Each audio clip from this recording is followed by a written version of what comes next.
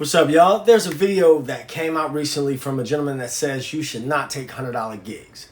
It's got a ton of views, and I'll leave a link to it in the description box below. But I'm also going to tell you some reasons why I think you absolutely should take $100 gigs, or gigs that pay even less.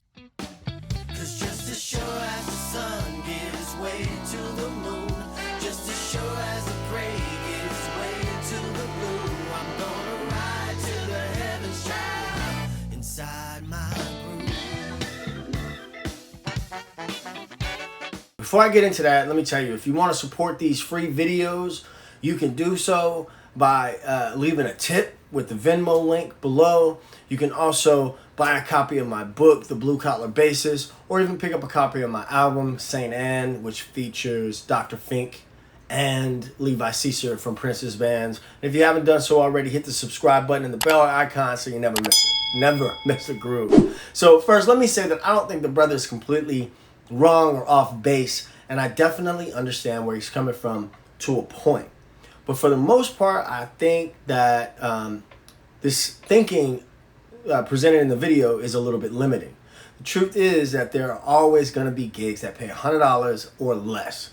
It hasn't changed. It's not going to change. The fact is that some of those gigs are going to lead to better things, and some of them don't. Some of them have benefit, and some of them don't. But you've got to weigh the pros and cons of each situation. Now, I think that there are four camps of people that check out videos and viewpoints like this and really like it and jump on board. And one is veteran players. These are people who have been in the game long enough to have built a skill set, a reputation, and a professional network that allows them the flexibility to say, nah, I'm not going to do gigs under a certain amount. Two, players who've been in the game long enough but somehow have gotten jaded. They have all of the criteria as the other folks, but they're like, I don't get calls anymore and I don't care. Or I made the decision not to leave my house for less than $200, but I don't leave my house as much as I'd like to. Now, those two things are actual quotes that I saw, the actual quotes from Facebook responses that I saw. Also, there's younger players who may be fully capable on their instruments, but haven't built up the real credibility or have the real world experience beyond their playing. And then there's people like me who think that every situation is different, and if it makes sense to do a $100 gig, why not? So this video is mainly for group number 3, younger cats particularly, or novice cats who could benefit from being more flexible than not. So here's some reasons why I think you definitely should take gigs at $100 or less, or why you should even consider if they're worth your time or not. So number one, the pay isn't always money. Some of the best relationships and higher paying gigs that I've made in my time playing bass have come either directly or indirectly from gigs that didn't have great pay. If you're coming right out of the gate and you're saying, well, hey, yo, I'm not going to play for less than $200, then you might find yourself limited right from the start. And that means you might be playing by yourself a whole lot. You know, just recently I was able to record a pretty dope album with some of the best Bay Area and New Orleans musicians. And of course I paid them, but I also had to call in a lot of favors. I called in favors from people who I've built relationships with over lots and lots of gigs and lots of different sorts of events. So some of those gigs paid $100 or less. Some of them paid, you know, a lot more money, but it's relationships, it's over time. People that I wouldn't even have known had it not been for the gigging. Another reason is the experience. I mean, could you imagine getting your first job and demanding to get the same pay as somebody who's been on that job for a while? You know, there are guys coming out of music school right now that are going to be in for a rude awakening when they are like, I just got these chops and this degree, and so I'm owed X amount of money. It doesn't work like that.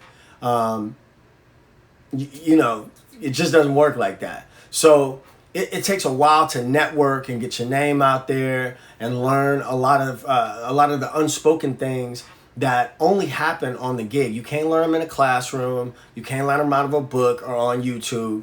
As a matter of fact, some of the dopest musicians in the Bay Area play weekly jams that don't pay much at all, but they're great opportunities to learn a lot of dope underground music that they don't get to play very often, and play with people that can also connect them with high-paying corporate gigs. I know for a fact. Those nights are long, loud, and dirty. They don't pay well, but they're stepping stones and building blocks. You know, as an example, I recently moved back to my hometown in New Orleans, and I was lucky enough to be able to start working almost immediately without rehearsals, by just sitting in with a band whose bass player was on his way out by his own choice.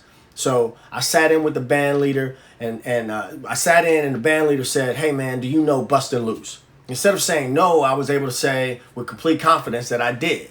And then he asked me to play something else, and I did that.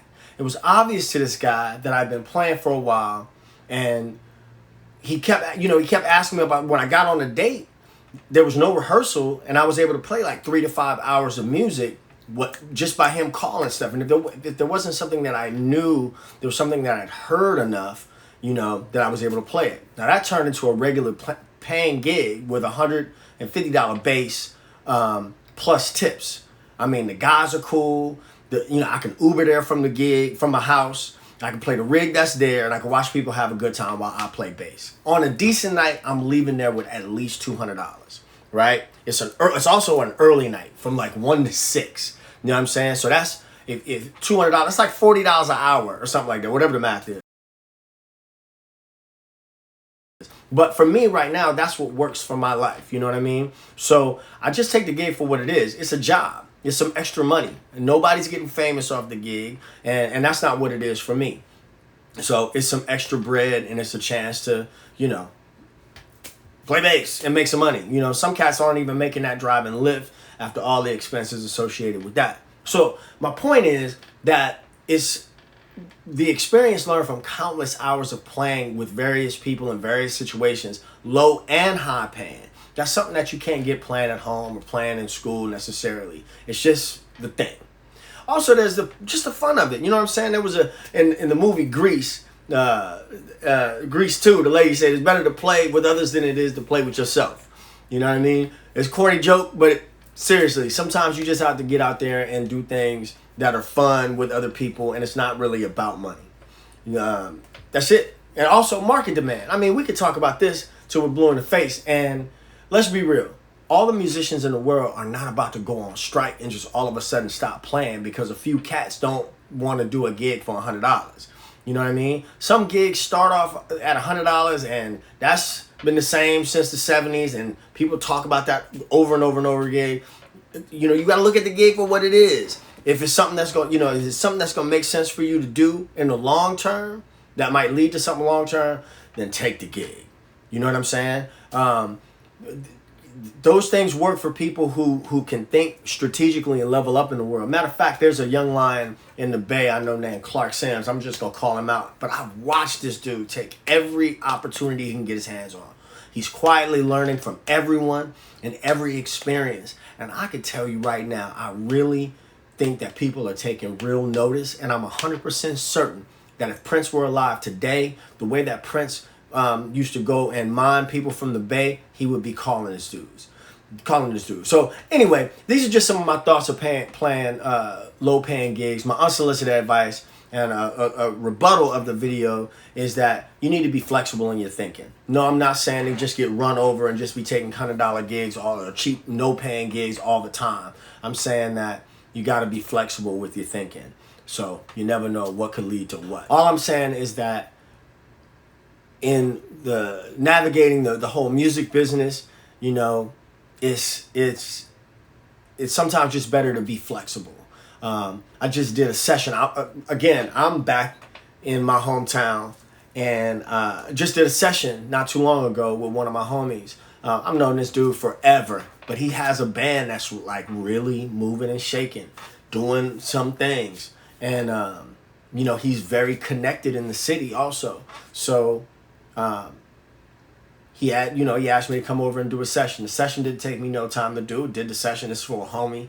And he's like, I'm going to shoot you some money. I'm Venmo you some money. I'm like, nah, don't do that. Just, you know what I'm looking for, man. Just help me get into these rooms. Help me get in, So it's things like that. You know what I'm saying? But if I were to be like, nah, man, my resume says X, Y, and Z. I'm not going to your house to do that, to do that track and play that track for like, It took me, I don't know, 30 minutes to lay down, you know, to get there and just kind of hang out for a minute. It took me maybe 10 minutes to actually lay the track. You know what I mean? But what do? Nah, bro, you owe me $200. Or do I look at my relationship with this cat and also look at, you know, how we are able to barter and use our relationship for something bigger. You know what I mean? I don't mean to make it sound like I'm like using my homie. I'm just saying, no, dude, don't pay me. This one's on me. You know what I mean? This one's on me. So anyway, that's just another example of why you might do a gig for nothing. You know what I mean? And going to the studio is still a gig. You know? So anyway, I like I said before, I appreciate Mr. Fisher's video. I appreciate what he's saying.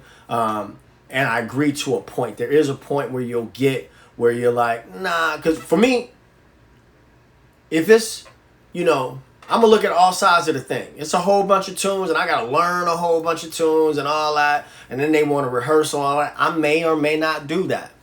But like I said, when I first got to town, there was a guy that was having a record release party. He wanted two rehearsals for like a handful of songs that were super simple, and I could have easily been like, nope, I don't want to do that. But the keyboard player on the gig, I play with him every week. You know what I'm saying? On the gig I was just talking about. So, you know, I could easily come in and been like, nah, man, you know, I'm that dude. You know what I'm saying? Don't you know who I done play with, or you know how many subscribers I got on YouTube or whatever. I could have did all that. And then here I am. Then I'm in a new town. I'm like, all right, dude, well, you take your resume and all that and you just stay at home. You know? So, yep. That's my 2 cents on that, man. So, you know, be flexible, man. Be flexible. Try to have fun. Like I said before, if you haven't done so already, hit that subscribe button. Bell icon so you know when the next video comes out. I'll catch you in the next one. Peace. 2 fingers.